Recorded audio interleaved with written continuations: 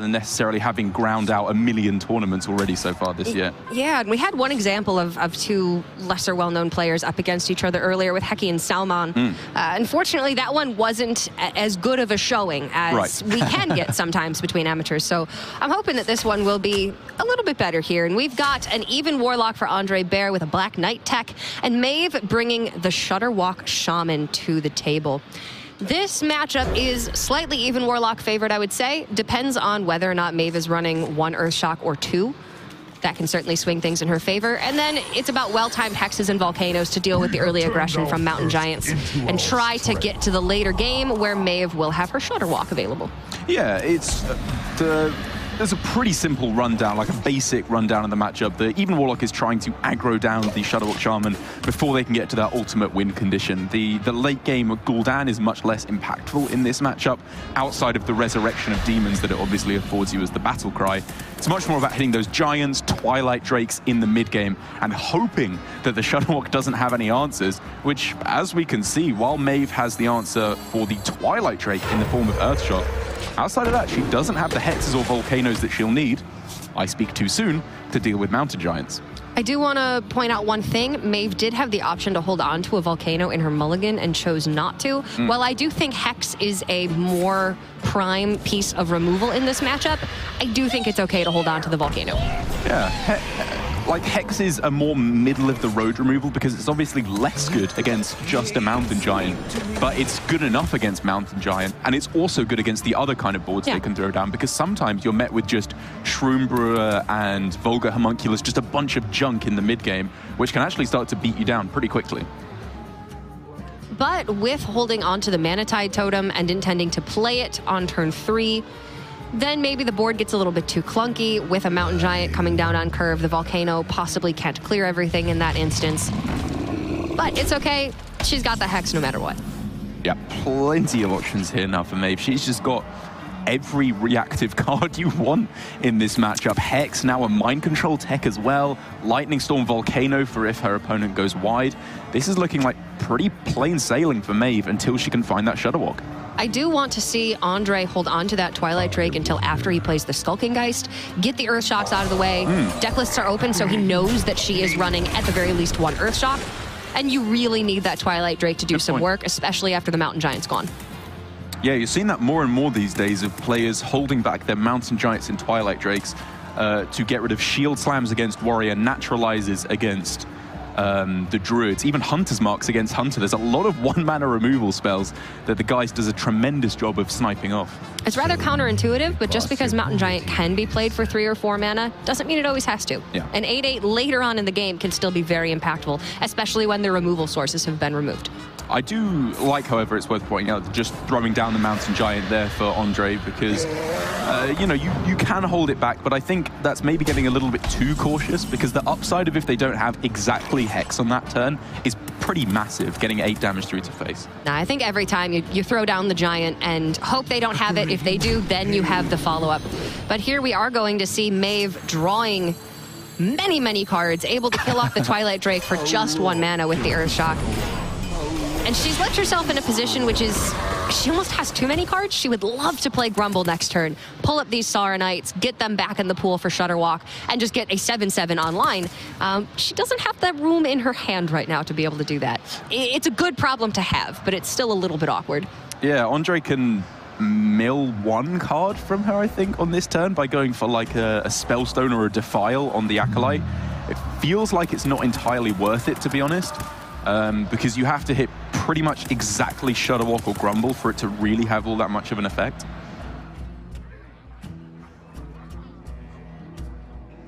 But it's definitely a consideration.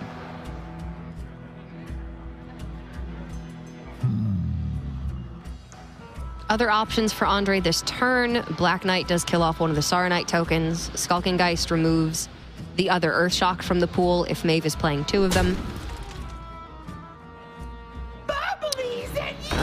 Okay, so this will burn 2 cards. That's a bit cheeky. That's quite cute. My hand is too full. My hand is too full. Oh! He shit over! What? Oh, he Sintoed her so good. Wow. Healing the Acolyte resulted in the exact number of cards being burned to get that Shutterwalk out of the deck. And now Maeve is going to have to go for a Hagatha value plan? You were wondering at the start, is AndreBert a Hearthstone wizard? It turns out he's literally a wizard of Hearthstone. This man is like a warlock of some kind. Poor He's Maeve. playing warlock, but I think he's actually a real-life warlock. That is just a horrible situation to be in. And she kind of put herself in that situation. It's hard to play around because as Shutterwalk, you need to draw cards constantly. That Manatide Totem has to come down early. The Acolyte maybe didn't need to be played if the Manatide Totem is still on the board. Yeah, the option was maybe to not go...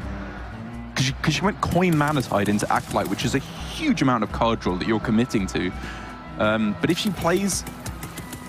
If she played the Manatide a turn later, it would have been weak to a potential Acidic Swamp Ooze from her opponent. Maybe just a Spellstone could have come down to deal with it. It meant that it guaranteed drew 2 cards. And usually I think it works out. It's difficult to not be results-oriented here.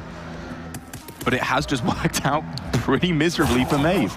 The issue is when you have such phenomenal removal in your hand, you can almost sometimes rely on that. Well, you kind of have to rely on that to get you through to your Shutterwalk turn. And she already had Saronite and Grumble available as well.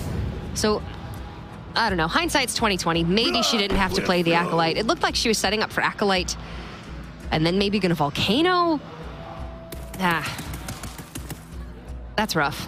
We haven't seen many burn Shutterwalks in recent times, and I think 90% of them have been from Scintillol.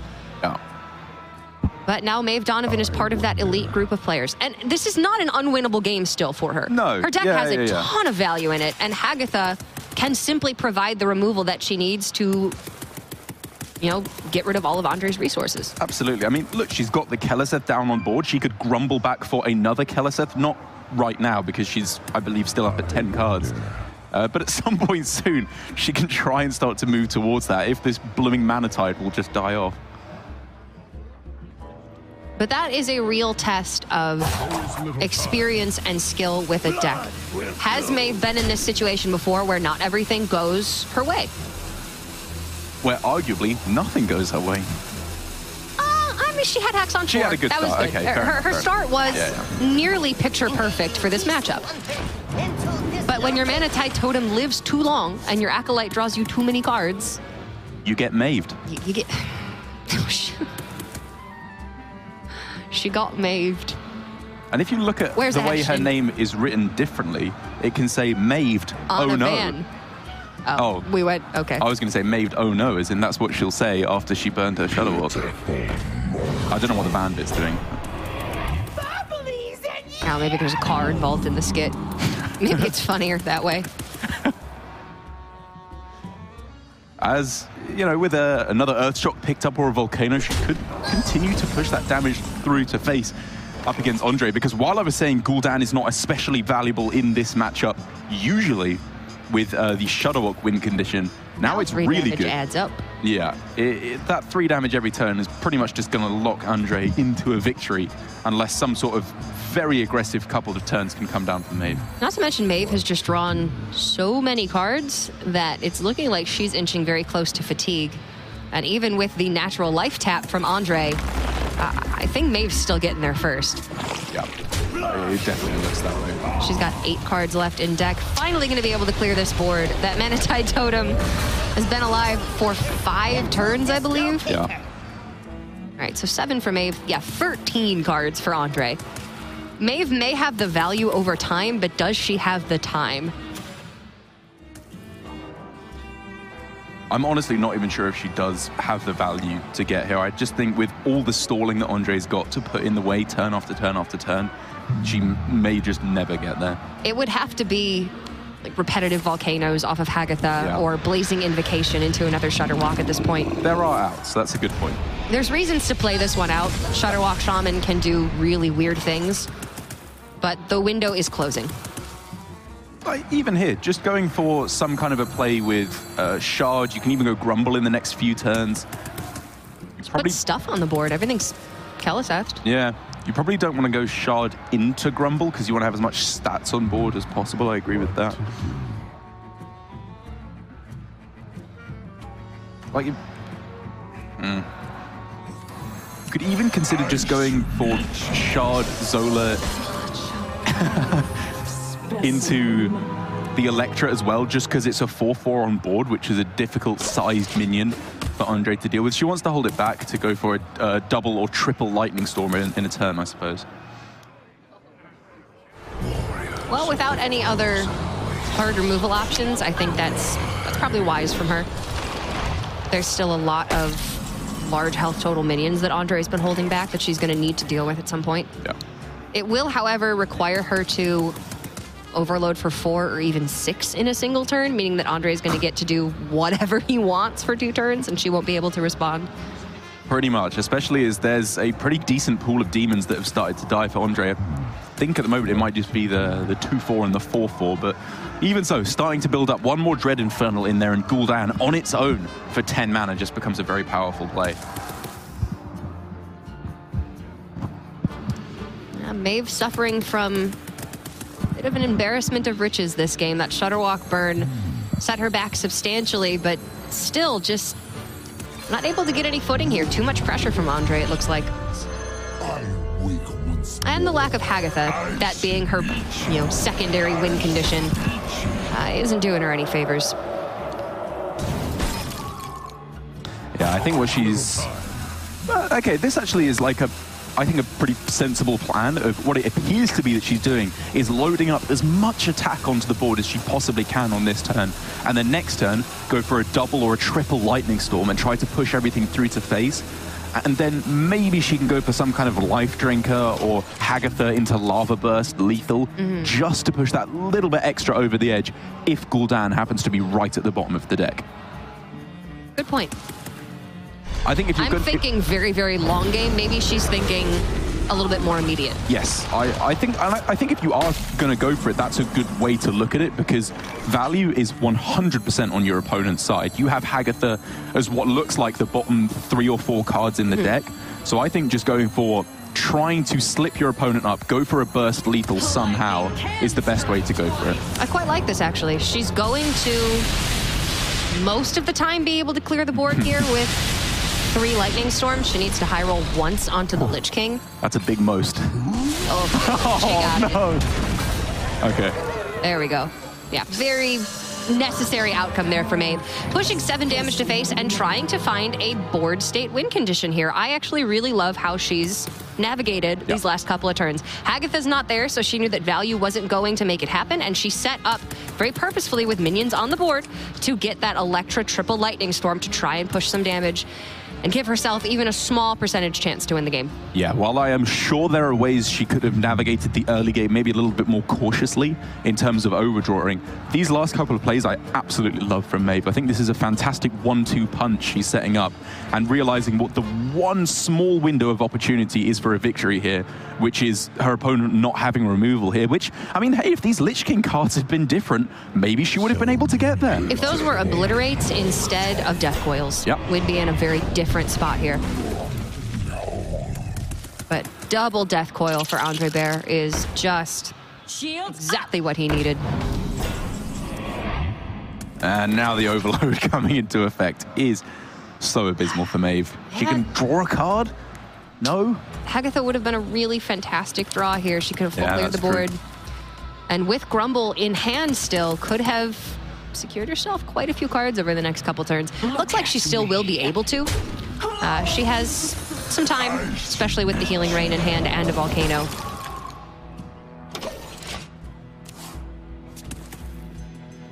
And still, she's trying to not trade in her own minions too much. Keep the board nice and even.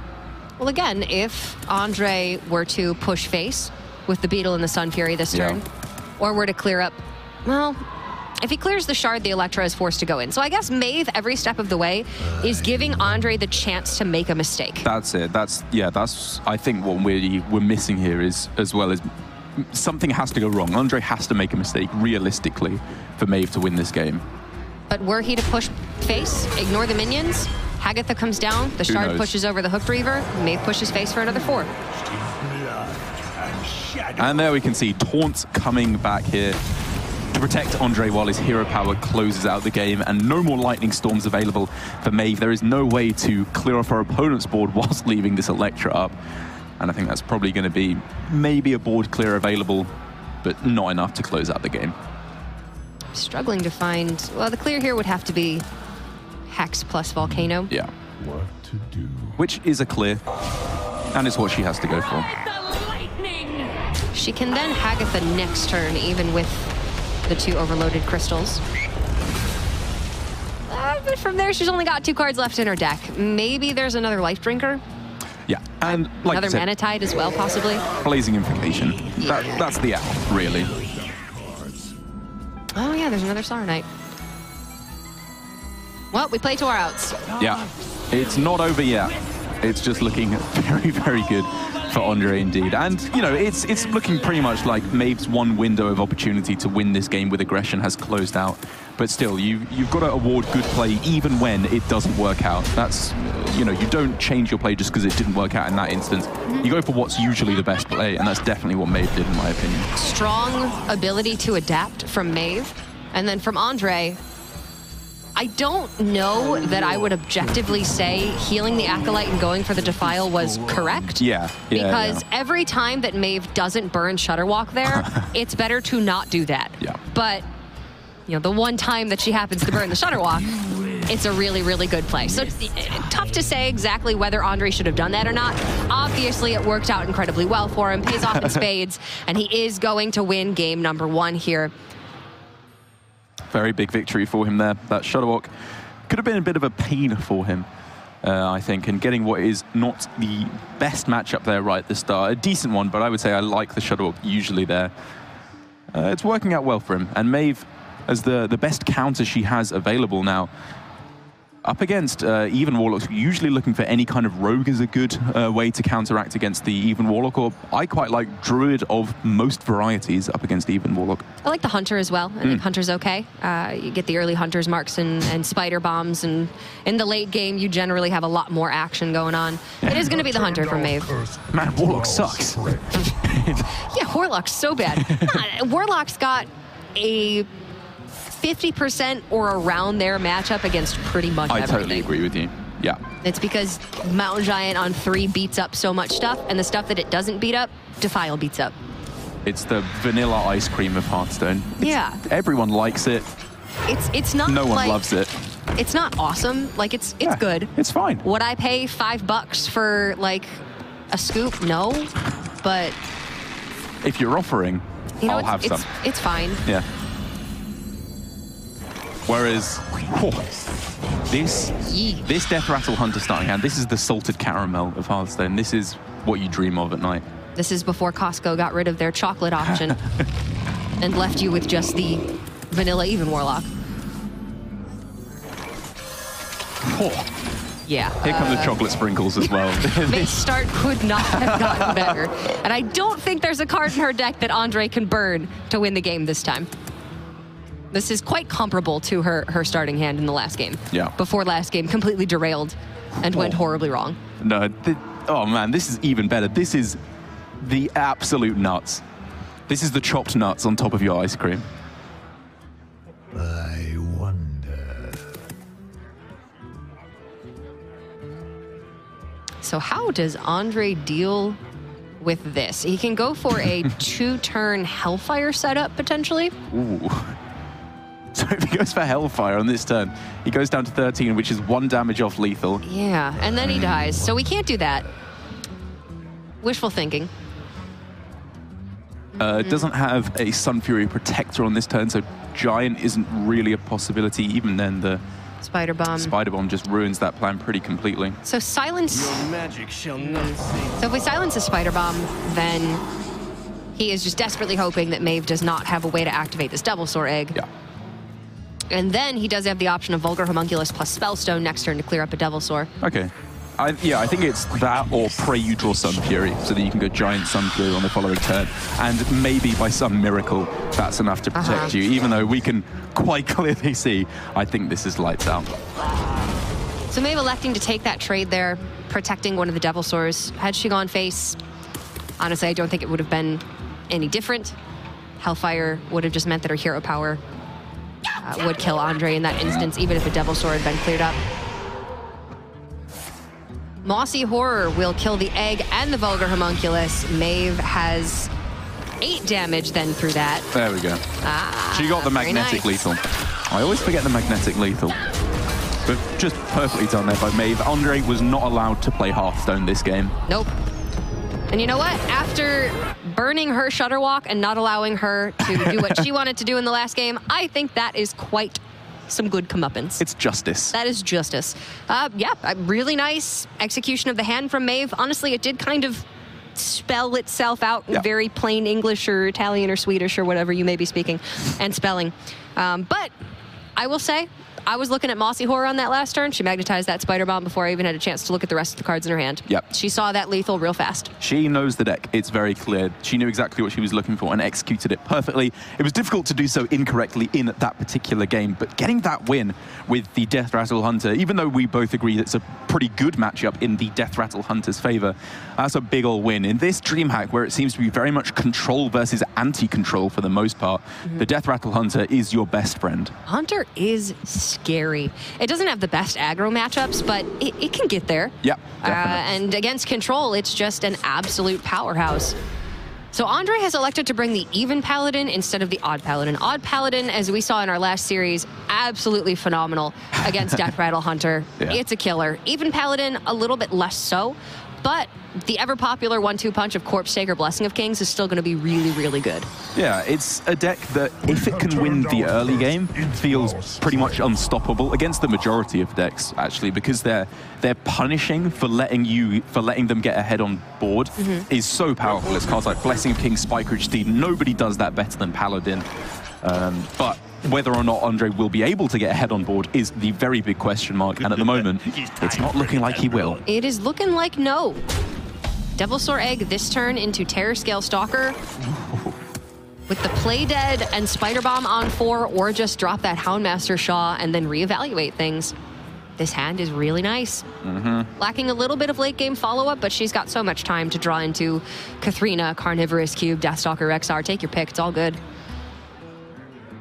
And the biggest problem against Death Rattle Hunter in particular for the Even Paladin is that their big comeback mechanism of Pyro Equality or Equality Consecration, the vast majority of the time, just does not work. They will probably end up with 1 or 2 Devil Swords on the following side because of the activators that are afforded to you with the eggs.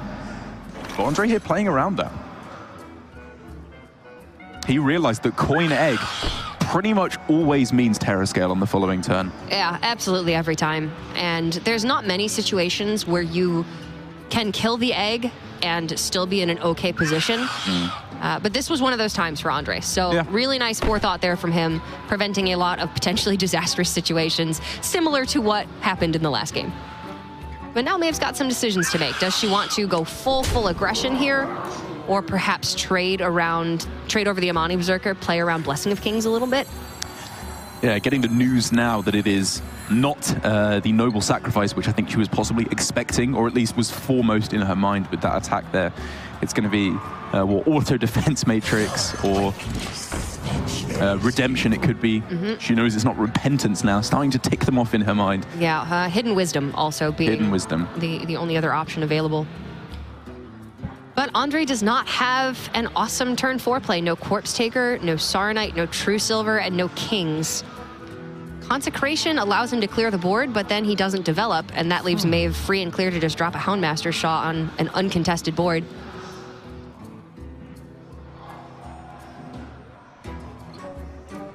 Andre's hand is heavy. This Even Paladin, like you said, feels really good when you win the early game, and it has then the Equality Consecration to back it up. But it doesn't draw cards, and if you don't get the early game that you're looking for, deck feels really slow to me. I'm just personally not a big fan. Maybe you're just right, Cora, and I'm just a massive idiot. I mean, there's a lot of people who seem to really love this deck right now who are performing very well with it on ladder, and I just don't know. I think in Last Hero Standing, you want to go for decks like Odd Paladin, which are much more explosive. as we saw from Gallon versus Casey in the first match of this round. Yeah. Even Paladin just, it seems like it plays a little bit too fairly to me. That's fair. Looks like a really good arena deck. It also feels to me, and this is an expression that I'm sure you're not going to get, it's the Marmite of Hearthstone decks. Yeah, I know what Marmite is. Yeah. A lot of people really hate it, but for some people it's like their favorite thing. Exactly. And much like Marmite, I love it. But like, Marmite, I've heard, is only good on like toast. So maybe this is, even Paladin's the Marmite, Please. but the deck needs some toast. As It's like almost there. Or? No, like very visible. It needs another couple cards. Yeah, it needs a little something. It needs a little spice, a little toast, a little avocado. It's close. It's just not quite there. You'd have avocado in Marmite. I don't know. I've never had Marmite. I don't intend on it. I could eat Marmite with anything. As now, Andre You're a weird dude, Derek. Doing his best to salvage this situation, and he's doing a surprisingly good job of it. Usually at this point, the game would be slipping away from him because Deathstalker Rexar would come down, or Witchwood Grizzly, or Katharina in the next couple of turns. Any of those cards would pretty much lock out the game in Maeve's favor. But she doesn't have any of them. None of these cards are the real power plays she needs, and that means Andre has free reign to just play out a Wind Fury Harpy. Why not? Well, I kind of wonder if Maeve should have taken a little bit of time there to think about playing the tracking. If you're tracking this turn, there's a lot of good cards you want to find. Find Rexar, you can't play it in the same turn, so that's a reason not to tracking. Find Katharina, still got another turn before you can play that, so that's a reason not to tracking this turn. But if she were to find, a Witchwood Grizzly, like you said, play that immediately. It's a much better play than the Mossy Horror onto the board. It's a good point. Regardless, her turn 7 is looking quite weak, so she'll have the opportunity to tracking on turn 7. It's just going to, into Rexar potentially, it's just going to come down to ultimately, could she have found a better Mossy Horror later on? Which, I don't know. I don't know. Yeah, it's really close. We haven't seen it yet. It's not only can Mossy Horror get better later on, it's can I reliably draw something that's better than Mossy Horror on this turn? Usually, I think the answer is no. The deck is a whole bunch of weird little combo cards that don't work all too well on their own. Reporting for duty. Well, the flanking strike pickup is quite nice to at least be able to clear up the Wind Fury Harpy. Yeah, you're not getting Spike Ridge steeded on that. That is a way that Andre could win the game really, really fast. I think the tracking is fine to start off the turn. If you find Deathstalker Rexar or Katharina, she's still probably going to want to play that flanking strike or Hunter's Mark this turn, I would think. And I would vastly prefer the flanking strike here. Going into turn 8, Lich King is your worst nightmare. Gotta have something to be able to kill that. Wow, I think she's actually considering fitting in the hero power here as well, which this is a really interesting consideration here because she's setting up for lethal. She's saying, I don't want to play the value game. I'm ignoring that completely because I want to get King Crush through to face. I think I actually disagree with this line of thinking, though. I love that she stopped going for the immediate tracking because I think that's what we were both thinking was our snap decision as well. Because there's so much that punishes this line of play. If you get hit with Tyrion, Spike Ridge Steed, Tarim, the Lich King, even just a Corpse Taker, there's so many taunts in this deck that completely shut down your win condition through King Crush, which doesn't come down for 2 turns anyway. I think this is a game that Maeve wins so easily if she finds Katharina within like the next 2 or 3 turns and holds on to the Hunter's Mark to be able to just clear up a big minion to get to that Katharina turn. I agree with you, Derek. I don't like that play from her. I understand where she's coming from. She seems like a very aggressive player in general, as we can see from her Shutterwalk game in particular. But I just don't like this. Ziliax now does allow you to kill off the Lich King in combination. Oh no, you don't even need the candle shot, but is that optimistic enough? You kind of got to kill that off. Well, you have to proc the auto defense matrix with the candle shot before Ziliax goes through. So nice ordering by Maeve. I'd forgotten that was even there. Unfortunately, yeah, the overlay kind of cuts it off a little bit. Unfortunately, it means she can't hero power this turn. And she also couldn't take that second tracking to dig deeper into her deck to try to find the all-powerful Katharina or Deathstalker Rexar. she has still set up lethal unless a taunt comes down, which is quite impressive. It is. In all honesty. Especially since Andre's had Consecration, Equality, Avenging Wrath. Just played the Lich King as well. Yeah. Like, that's one of the biggest taunts in the deck. Maeve's going to be kicking herself a little bit, though, for not holding on to that candle shot. Yeah. She would have just had more damage over time, or for not holding on to that Hunter's Mark, excuse me, if she'd just been able to candle shot down the Lich King and then push face with her minions. Oh, man, that is so close.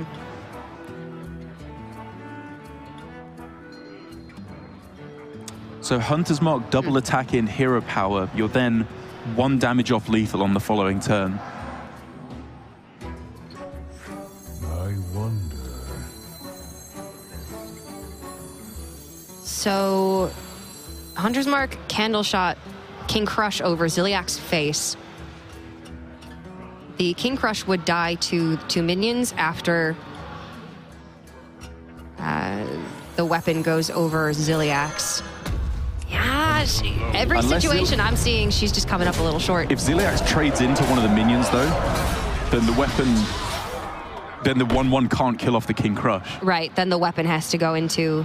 Yeah. Yeah, I mean, obviously, we can see the death and decay is there. We're just trying to figure it out from Maeve's perspective. Remind me Tyrion's weapon. Remind you of Tyrion's weapon? Yeah, remind me what its name is. Oh, Ashbringer. Yeah, it's Ashbringer. There we go. I don't even play World of Warcraft. I keep thinking Atiash for some reason. Oh, right. I've got Medivh on the brain. And there it is. That is, unless a timely Rexar or Katharina comes down, pretty much, I think, going to be the game locked out. And I do think this is a good example of action and direct consequence in Hearthstone. Maeve elected to go aggressive there, not holding on to the Hunter's Mark when it's not that she didn't have another clear for the Wind Fury Harpy. The Mossy Horror plus the Flanking Strike clears the Harpy. She gets to hold on to the Hunter's Mark, and she gets to play the tracking that turn or next turn to hopefully find Katharina or Deathstalker Rexar very soon. But she elected to go very aggressively, essentially hoping that there were no taunts or forms of heal for Andre, which I think is a little bit too reckless, considering he did have 4 cards in hand at the time. I agree with you that I wouldn't have made the play, but this, I think, is a really, really good instance of play styles coming into play. I am not saying at all that her play was wrong. It very nearly worked out. It took 2 taunts, the Lich King and Tyrion, to stop her from being able to get lethal. And I think in some instances, she very possibly does just manage to get there with the damage through to face. It's, I think, razor thin how close that is. I will say, I know a lot about Maeve's style of play just from the last couple of games. I agree. And there's, you can't say that about every player. A lot of players will just play quite by the book and will miss opportunities to find situations that are a little bit, outside of the ordinary, but that could potentially win them games that they otherwise have lost. So at the very least, it's been quite an interesting series so far. Andre now has a good matchup. The reason even Paladin became quite popular is because of its matchup against Druids. Corpse Taker's really hard for them to kill. Yeah, Corpse Taker is the big bad beast that's going to be taking out Druid a lot of the time. Obviously, it's not available to Andre quite yet, but it's not even looking necessarily like he's going to need it.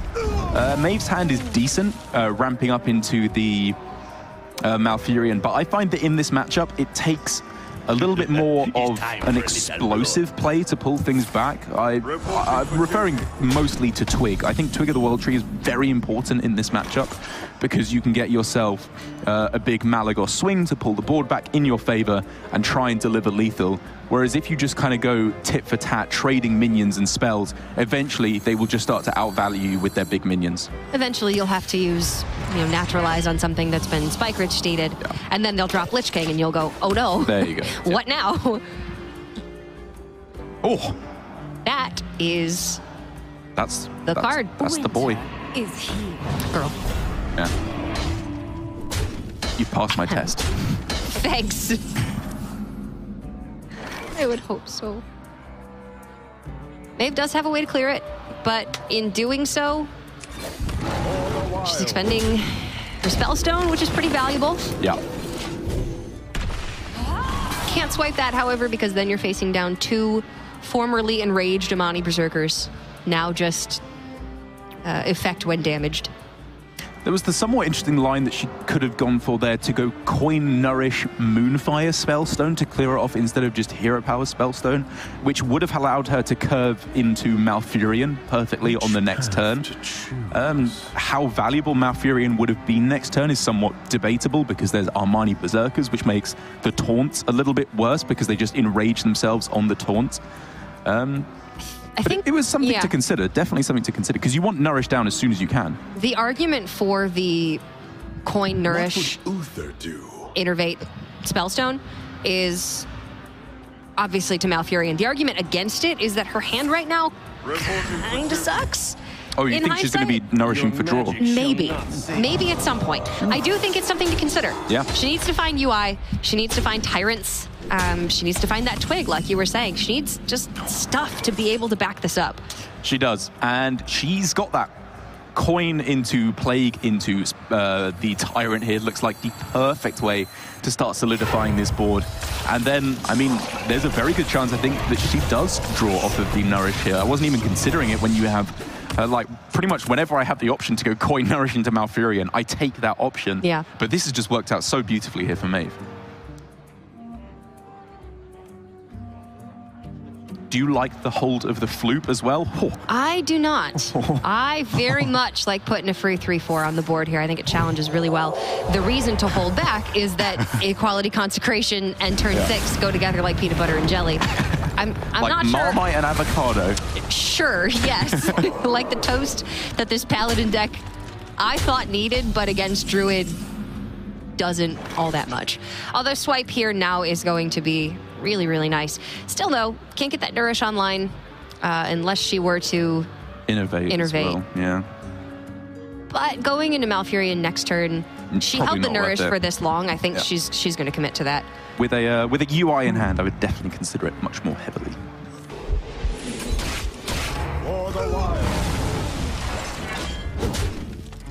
And going back to the Floop, I'm really trying to solidify in my head whether I'm being results oriented, because like my gut instinct is I think it was correct to hold it back, but there's a very good chance I think my brain is making me think that because I saw the Equality and Consecration in hand. Well, let me ask this. What does she want to use this Tyrant for now? Or what does she want to use this Floop now for?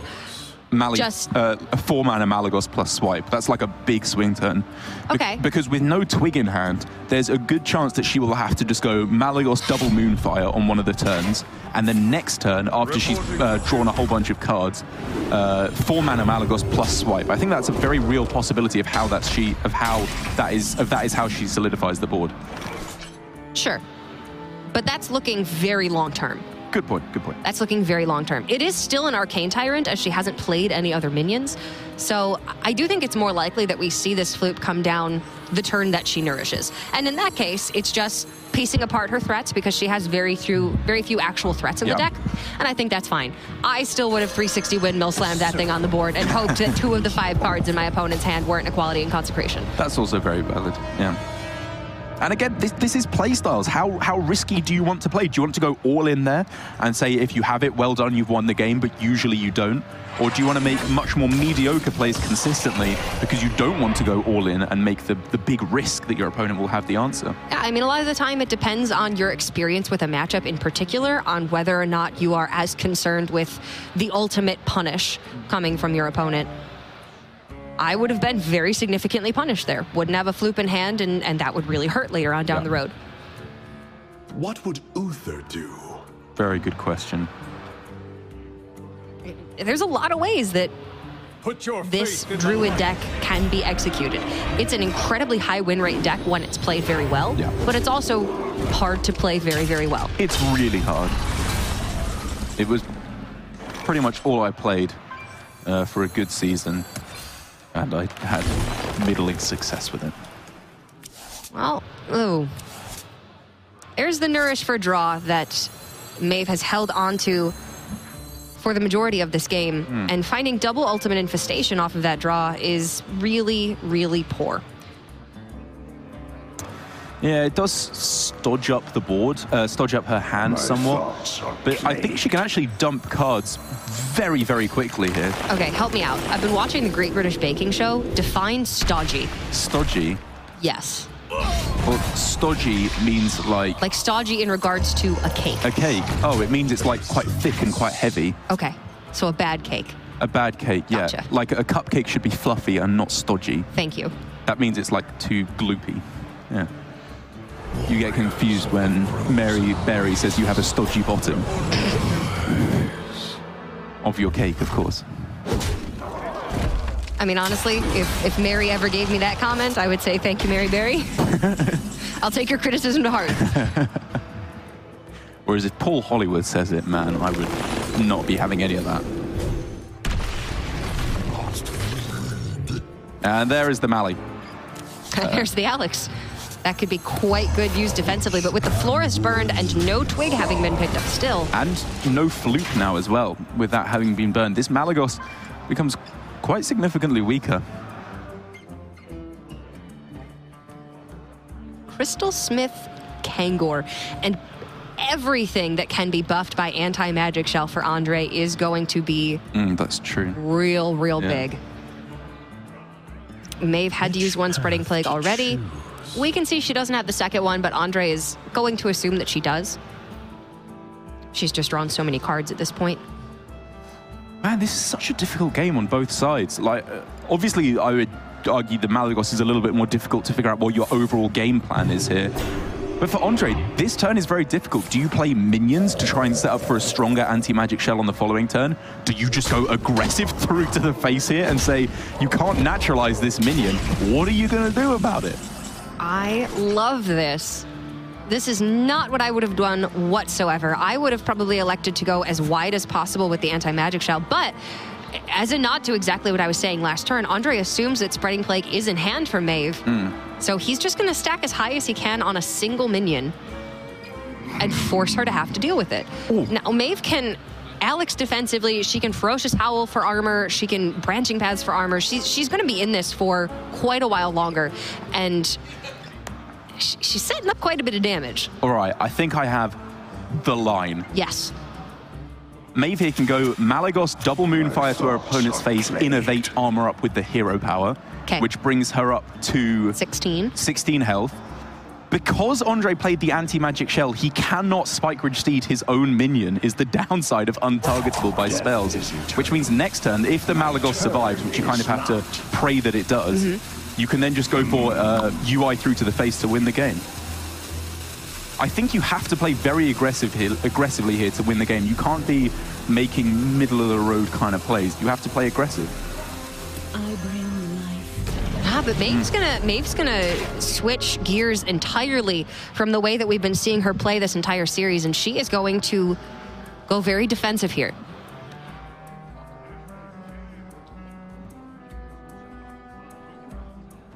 And I think this is just because she does have so much armor gain in hand, and there's still the Twig in her deck in particular. She's playing to the Twig, but the Twig needs 5 turns to get online. The Twig just doesn't activate because there'll be too many taunts in the way as well. You'll have to completely lower your own health total beyond any reasonable point. This isn't a Twig game. This is a, how do I win when my back's against the wall and I can't execute the game plan correctly? But now Andre has a Steeded Kangor, which is going to lifesteal for double the damage that it deals. And from this point, Andre's going to be full healed if Maeve doesn't have another Naturalize for this Kangor. But then how does she deal with the Recruit? It's so close because I still think my way of going about it was the best way because it has obvious punishes. If they play Tarim to reduce your Malagos, you're in a pretty bad spot. If they play Equality to kill your Malagos, you're in a bad spot. But I think those are the only 2 big punishes that stop you from winning. So Andre would have had the Tarim, the Mally would have died, and he would have lost 12 life. So he would have been down to 9. And then how does Maeve deal the final 9? Honestly, she probably doesn't. She probably doesn't, but I'm saying you're losing quicker with that line of play. With this way, I think she probably ends up losing anyway, unless she finds what I think is the one Naturalize left in her deck to kill off this Crystal Smith Kangor. Because that heal just locks her out of the game.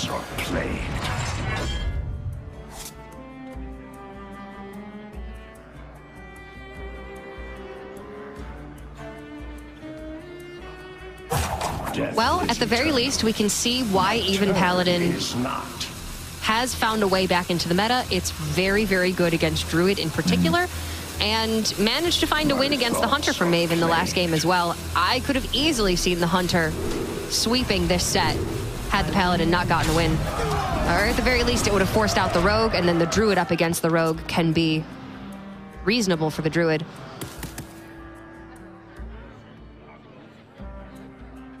And while Maeve has gone for an incredibly powerful defensive line of play, gaining I don't even know how much armor on that one turn alone. Whole lot. A whole lot of armor.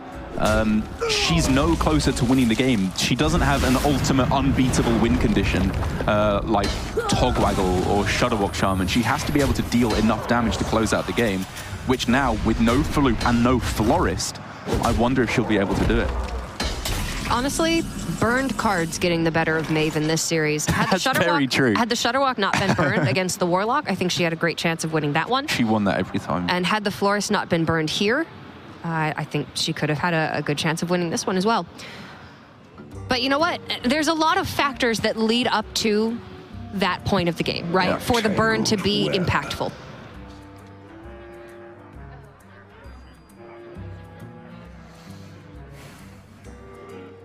But still, I am not seeing a way back into this one for Maeve. With no way of killing the Kangor, it's going to be healing for 6 every turn.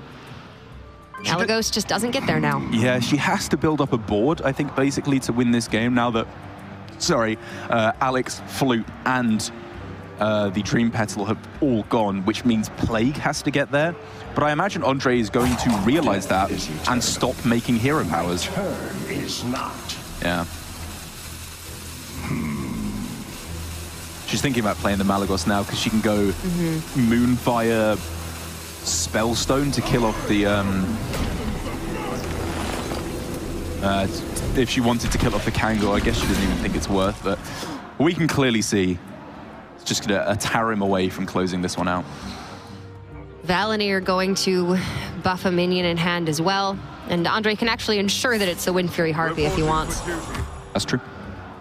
Not that he needs it, but it's pretty sweet, I guess. That's pretty sweet. I guess he wanted the immediate power instead. Well, actually, just holding back the Wild Pyromancer again, as I was talking about, that plays very nicely. It plays around Plague, holding back the Wild Pyro here. That's the one way he loses.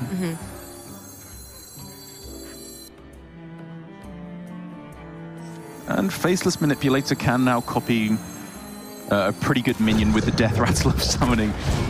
It buys time, A but 2/6 as well. her Malygos is gone. She has, I don't think, any minions left in her deck, and she's going to be ahead in fatigue. So there is just no way that Maeve brings this one back, though she can stall it out for quite a few more turns.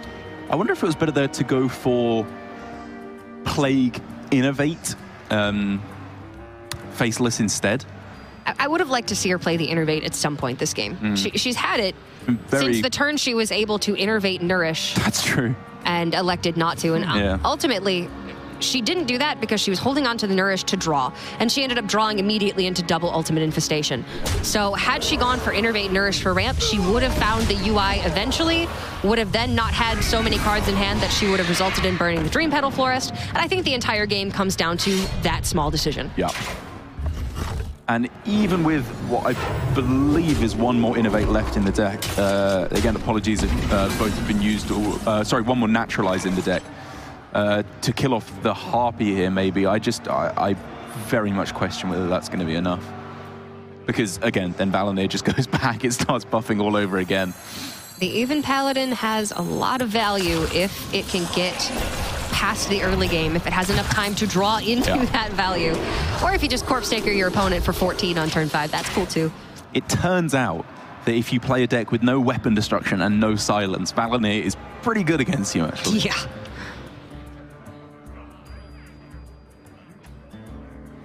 So this round marked by Paladin victory, I would say. Gallon 3-0 Casey with the odd Paladin, the even Paladin from Andre looking quite strong. Jury's still out for me. I'm not sure. I know you're probably taking this one as a moral victory because the even Paladin's looking pretty good. Oh, no, I to be perfectly honest, I think Maeve could have given herself better chances to win this game. 100%. Yeah, I don't think that this is necessarily a big victory for even Paladin. But, I mean, hey, a win is a win.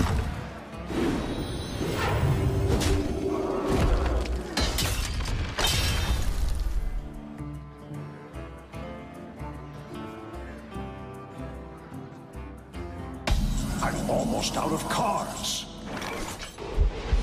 Maeve set up for the swipe. Clear up the minions, but there's just the Valinir back in action. Andre can reload with Gen and the Glass Knight.